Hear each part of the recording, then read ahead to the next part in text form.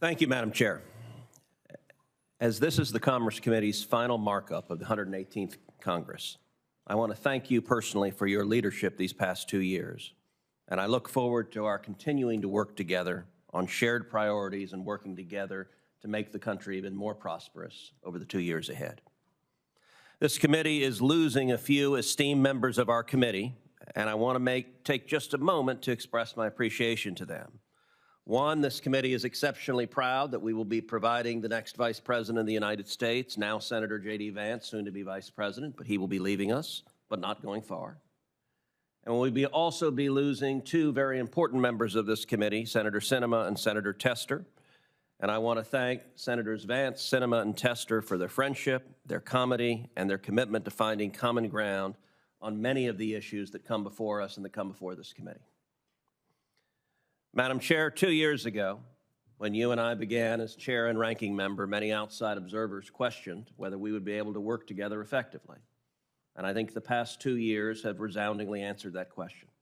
This has been a very productive 2 years. We have had an effective partnership. As a result of the election, it appears you and I will be changing seats. And I can commit to you today that we will continue to have a productive bipartisan relationship, working together. This will be a committee that will bring energy to the very important issues within its jurisdiction. And I can also say that it is my intention to adhere to many of the customs and practices that you've established with regard to minority rights on this committee. Which ones? No, I'm joking. I was sure you noticed that word many, and that will no doubt be a longer conversation.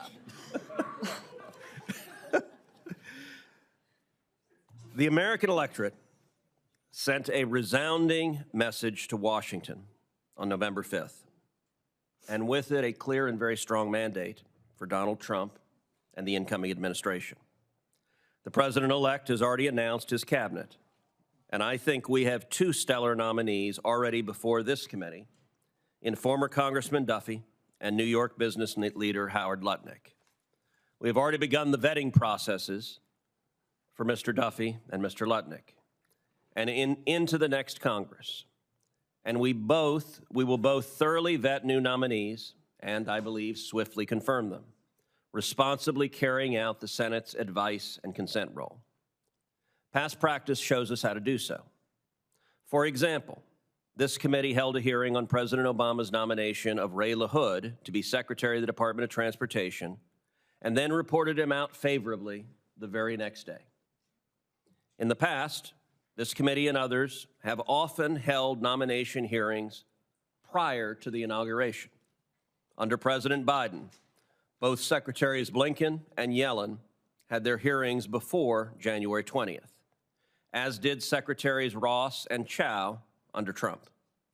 What is more, this committee has voted on cabinet nominees, including Secretary Buttigieg, within a week of their hearings. As the incoming chairman of this committee, I intend to follow a similar practice for nominations next Congress and to work to move qualified and competent nominees expeditiously. Alexander Hamilton, the first executive officer to receive the Senate's advice and consent, wrote in Federalist 76 that the purpose of the Senate's advice and consent role is, quote, to prevent the appointment of unfit characters. That is the standard on which the Senate should judge nominees, not whether they have jumped through procedural hurdles.